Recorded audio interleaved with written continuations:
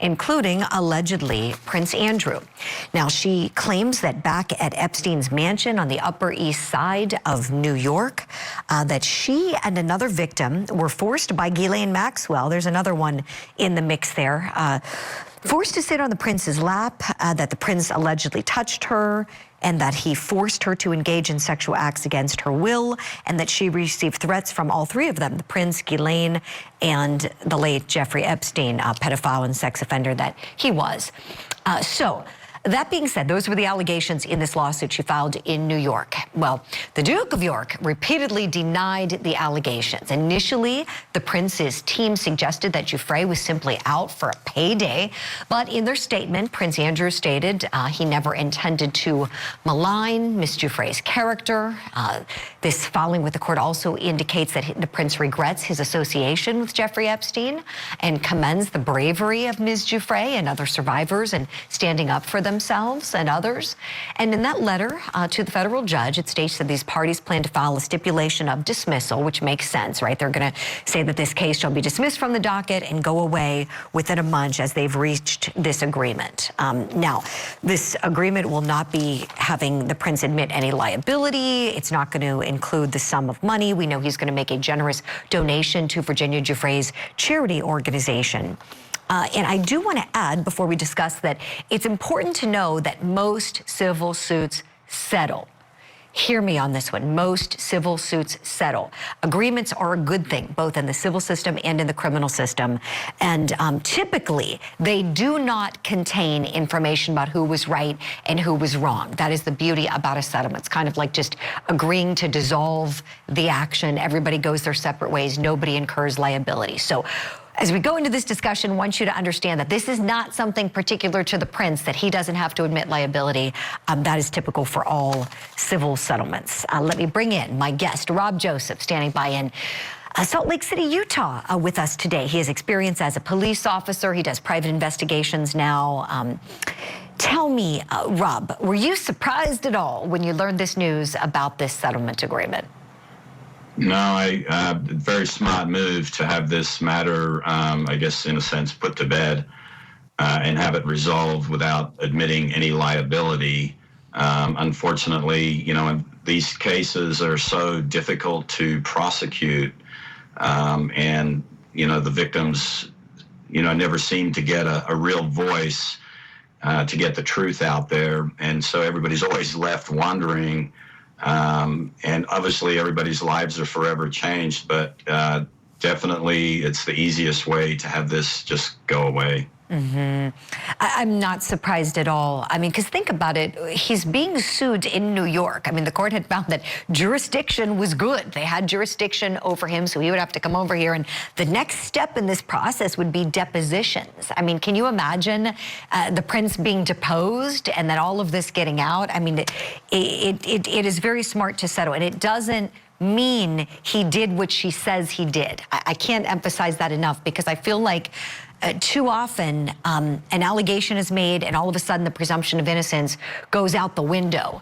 And this is coming from someone who is a big advocate for victims' rights. I mean, I was a prosecuting attorney in my spare time. I volunteer in the domestic violence prevention movement.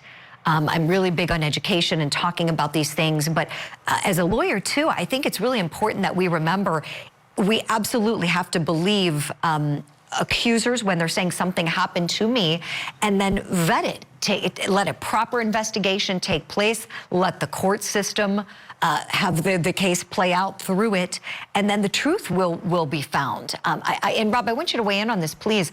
Do you feel like too often than not, an accusation is made and then suddenly the presumption of innocence is just gone, and it's not like we're in America? Yeah, I mean, we've been seeing that in the last few years. Just making the allegation seems to be enough to convict somebody, at least in the public, and it's really an unfair process. And you know, when I was a police officer and doing rape investigation, I tried to separate myself from being emotionally connected to either party and just looking at the facts and see where they take me. And then on the private sector, as a private investigator, I'd often pick up cases where, law enforcement just would immediately dismiss the victim, and they would call upon a private investigator to dig into it to kind of help the case move along. So I think there's fault on both sides.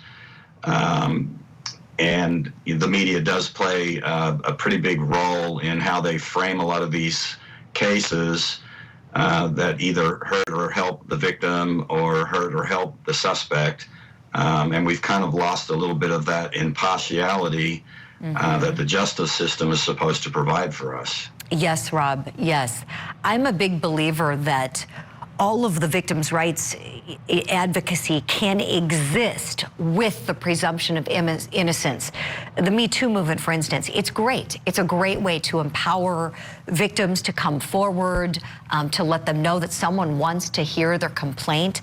But it also shouldn't vitiate the presumption of innocence. It should mean that, okay, we're listening, we're taking what you're saying seriously, and we're going to vet it. We're going to independently try to see if what you're saying did in fact occur, and then take appropriate action if so. And here with Virginia Giuffre, it's kind of interesting because there's a lot there. We know that the federal prosecutors who are prosecuting Ghislaine Maxwell, and there you see Ghislaine in the background of that picture with Virginia Giuffre and the prince, they did not call Virginia Giuffre as a witness. And some closely watching this case, and I'll name someone who's been very outspoken because he's been accused by Virginia Giuffre too and adamantly denied the accusations. In fact, even going so far as to countersue her and others. Alan Dershowitz, Professor Alan Dershowitz, who was Jeffrey Epstein's lawyer for a time. And he has spoken out very loudly on this and saying that it spoke volumes that the DOJ didn't call her to testify because they knew she would have been impeached on credibility grounds, that she had perjured herself previously and lied under oath. And so, that's one thing there. We also know that she sued Jeffrey Epstein in the past. That's settled. She sued Ghislaine Maxwell. That's settled. And then those depositions that were taken as part of that civil case became some of the basis for the criminal charging. Those two perjury charges that are still up in the air, by the way, for anybody following Ghislaine Maxwell's case closely, they were severed from the charges involving the Jane Does.